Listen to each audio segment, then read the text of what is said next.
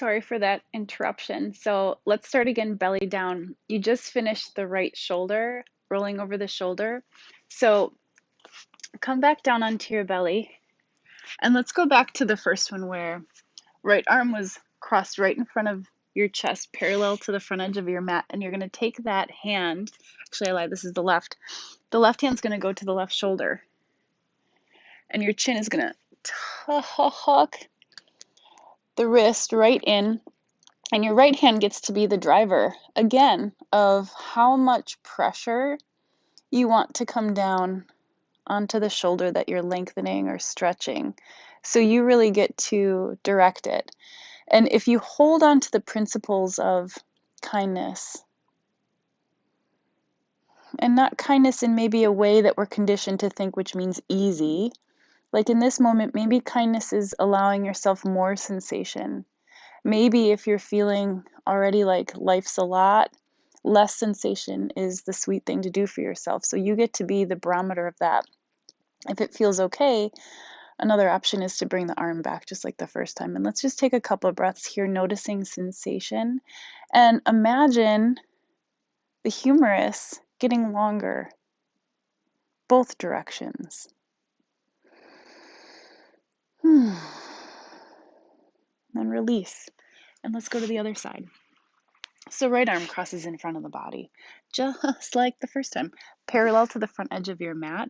Left hand comes to the floor, and then left hand gets to be the director of the experience. So maybe we'll start a little bit easy, where I'm backing my chest away from the floor, so the amount of pressure that comes down onto my shoulder is less. Head can be heavy.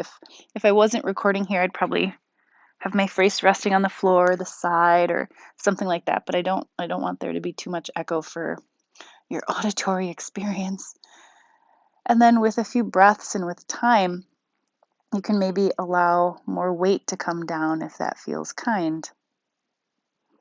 Relaxing the shoulder blade, which you've already had the practice in our first session or first video that was so rudely interrupted.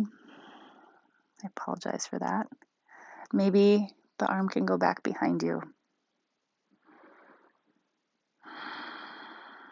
Breath in the back body, soft palate, just broad and welcoming in the experience. One more breath.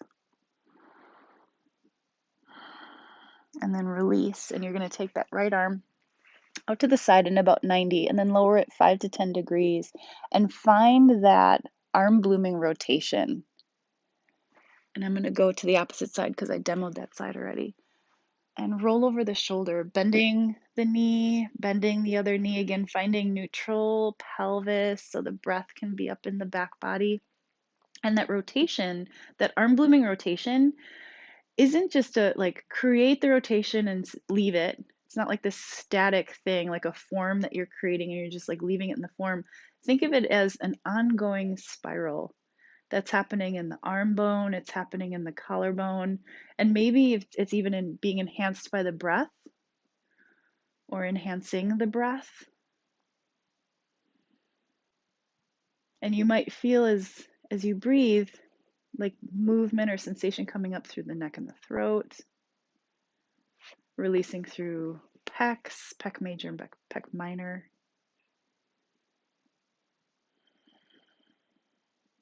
And release. Okay, last one here. So cross that arm over in front of you, just like the first one we were in, and then bend the elbow so the hand comes into the shoulder. Chin presses the wrist in towards the deltoid, and the left hand again can be the driver of the experience, like maybe a little less to start. Thighs heavy, feet soft.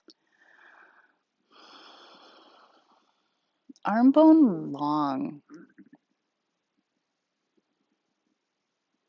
Arm bone heavy, as if it can feel through the tissue, the muscle and the skin, as if the arm bone itself can feel through the tissue to the texture of your mat.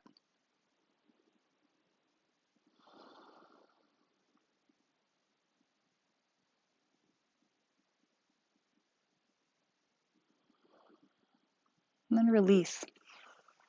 Place both hands on either side of your chest, palms turned out just a little bit, and headrest to the floor. We're going to come up into Shalabhasana with the legs resting on the floor. We're not going to float the feet up like we did with our fists in the belly. So start to roll just the head. Head, face opens, throat opens, chest opens, elbows lift up, shoulders lift up, and feel how it's like this what's the word I'm looking for? Individualized lifting of each vertebra. Let the hands press down and just continue that individualized lift. Once you got to the place that feels good, maybe here feels good, that's fine. Maybe here feels good, that's fine too. Maybe here is what feels good, that's fine too. Whatever it is for you, you get to be the curator of your experience, because I do not know what feels good to you. If I did, run the other way. So here, hug your elbows in just a little bit. Whole palm presses to the floor, and isometrically drag the palm back just to ignite the action in your triceps. So here, again, we're creating charge and action in the system. My arms are shaking just a little bit. I can feel the heart rate pick up a smidge. And press up to all fours. From activity to settling. This is like the rise and fall of a healthy nervous system. It's called regulation. Bring your nose down right in between your thumbs. Walk your knees in and roll from your forehead all the way to the back of the head. And just do this a few times. So it's like we're palpating the scalp. We're also giving the brain a chance to palpate the top diaphragm of our body, crown of the head. And one more time, roll from forehead to the back. You can walk your knees in a little bit more if that's comfortable, just finding the right spot. Going as far back as you comfortably can, so the back of the neck gets all this yum ola length. And just imagine doing the action in the smallest way, and the action is let's paint the picture.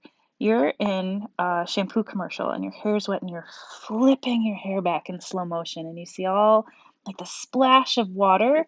So it's that action, but like just the tiniest little of that action, just enough to engage the muscles that we're lengthening. And just that tiny little engagement will give you the chance to turn on those sensory nerves and the motor nerves and give you a chance to lengthen even more. And come back up to all fours once again.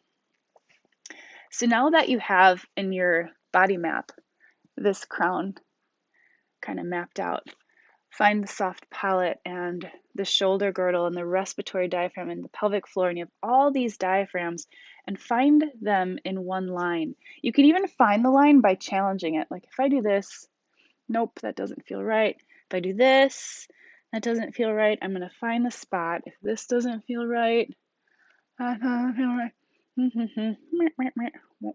Finding the right spot. If this is a challenge to your wrists, do fists. Either one works just fine. If it's fine on the wrists, even pressure through the whole palm. Uniform, uniform, uniform. The pressure wants to go to the pinky edge of the wrist, and that is like not good. It can exacerbate any carpal tunnel symptoms, and that's not really fun. So press evenly so you'll find you're efforting just a little bit more towards the index finger knuckle. But when you do that, notice how the action in the arm gets more uniform. Keep that action with very little rocking of motion as you bring your right arm forward. If you found you rocked a lot, just bring the arm back, find center, and move a little slower.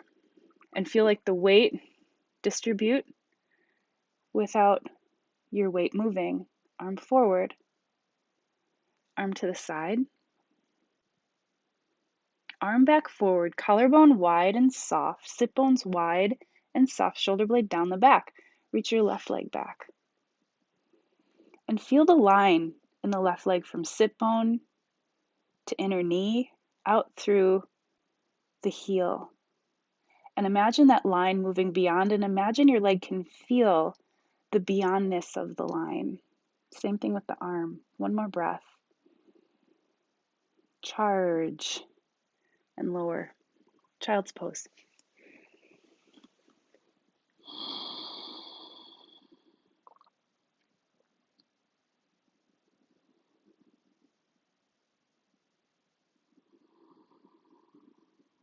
Allow weight and gravity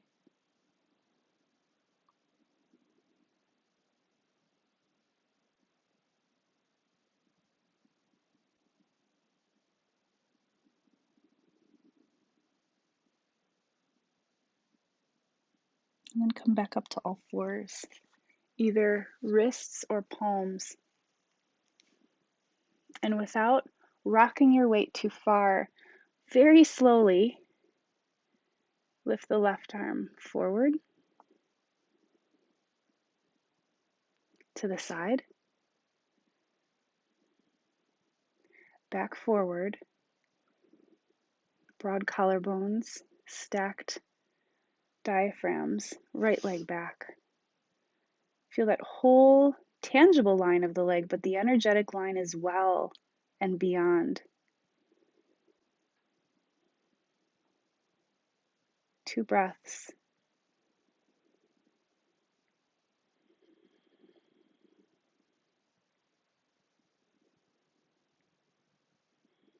Lower the hand down. Press back, downward facing dog.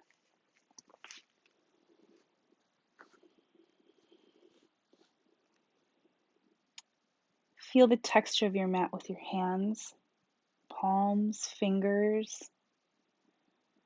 Lengthen your elbows without your shoulders crawling up towards the back of the neck. Come forward into plank. See if your body can remember that plank where the traps aren't too engaged. And lower all the way down. Come into Sphinx pose. So this has been my favorite way to play with ab strengthening right now. I'm really excited to share it. So sometimes when I work my abs, my traps get too tight and I really hate that. So I was really working on trying to find ab work without my traps getting too tight. So come into Sphinx by pushing the ground away and almost like through contrast, tightening your traps.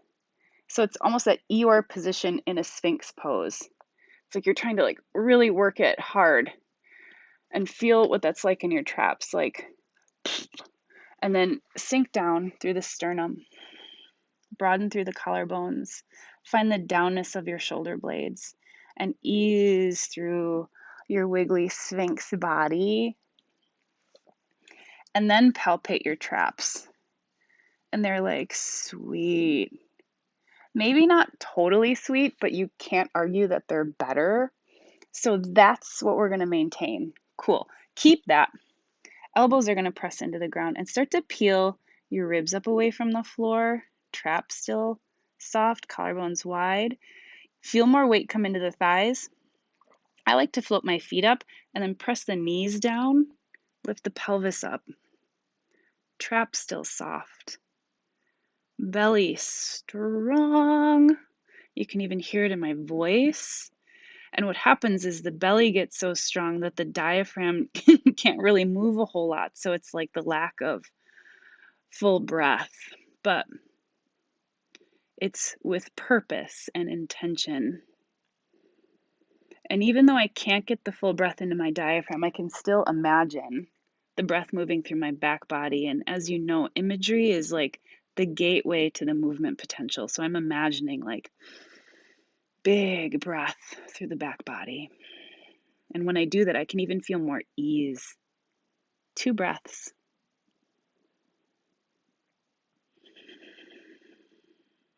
One more. And lower.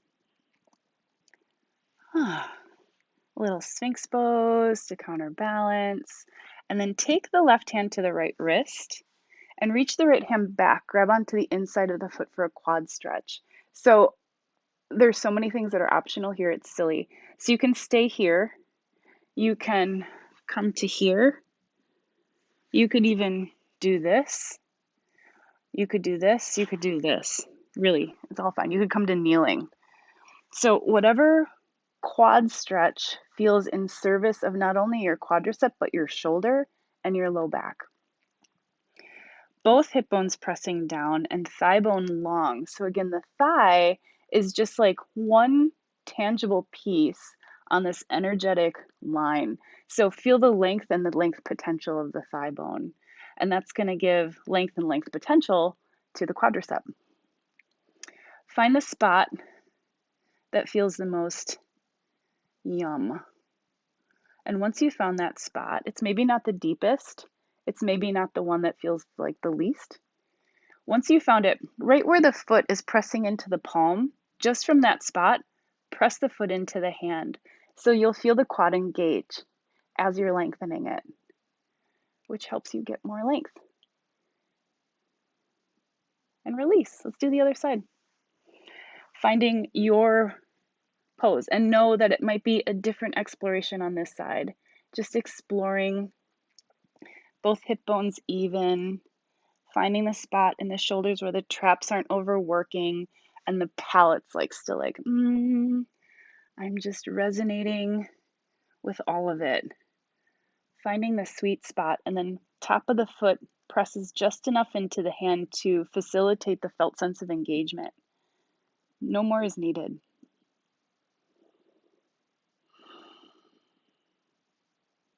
One more breath.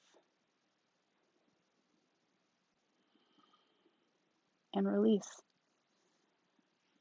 Onto your back.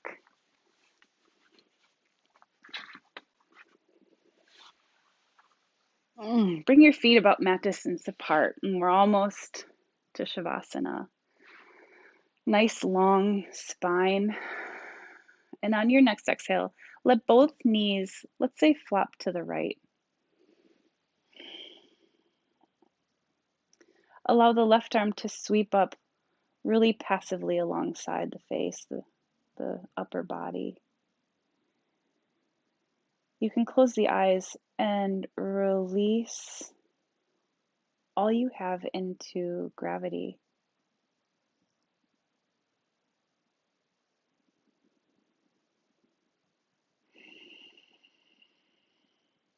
And allow it to be a process of release.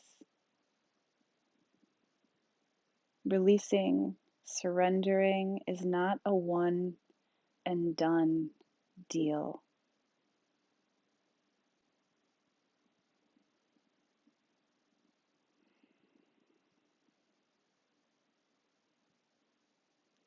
And enjoy the spots that are able to give their weight to gravity. Sweep the arm back down. Float the knees back up on your inhale.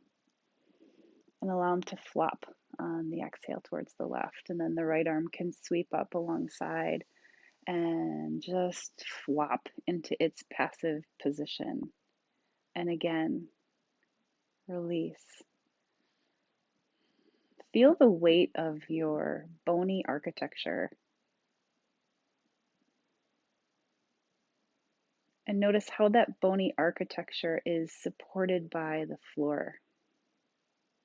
Notice that you can feel that the floor underneath you is so solid and stable. Like you can tell that the floor does not feel fragile or wobbly in any way. And when you really tune into that knowing, feel what that's like in your body.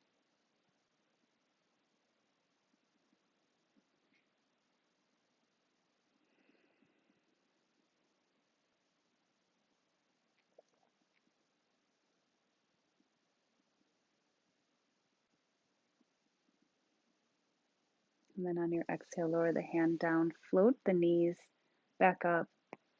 Let the knees flop together and just do a little scan here. See if there's anything left that's needed to make this practice for you be complete. Please give it to yourself right now, whatever it might be. You can pause this or just do at will. And when you feel ready, grab any supports you might want for Shavasana, maybe a blanket.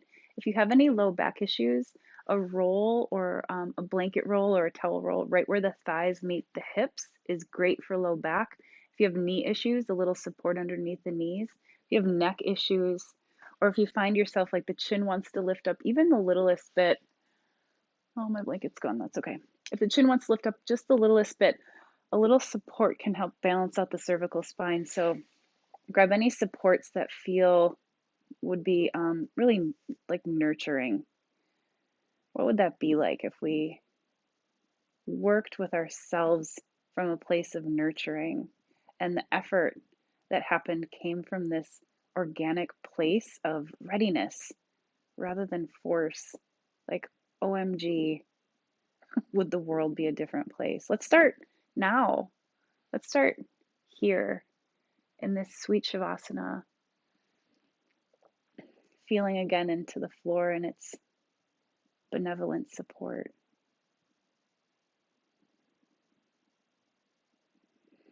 Steady and solid. And imagine the steady and solidness of that support starting to slowly morph into Tempur-Pedicness, mattressness as it conforms to your shape and allows your weight to sink. And all you have to do is receive its support.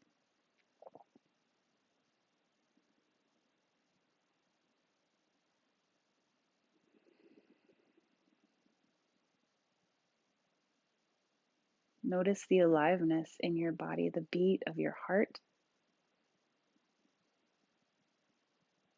the fluids,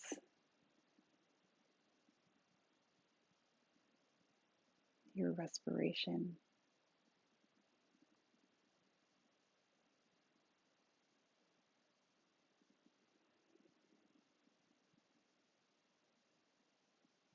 Without any conscious doing, this body of yours is not only surviving, but maybe even in its way thriving.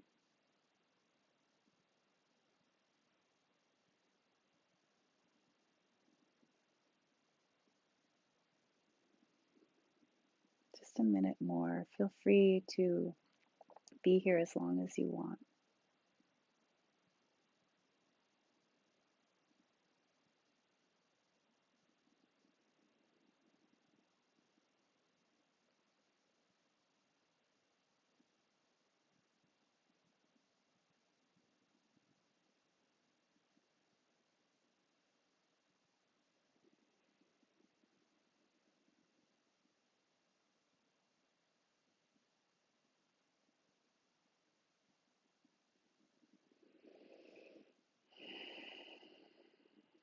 And if you're ready to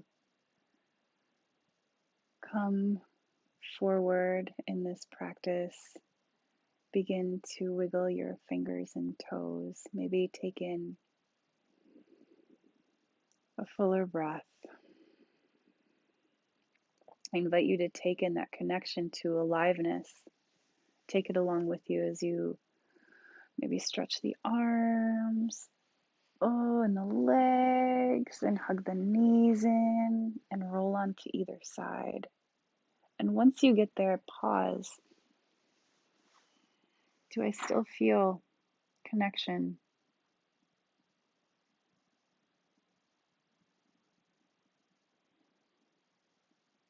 And press yourself up to seated.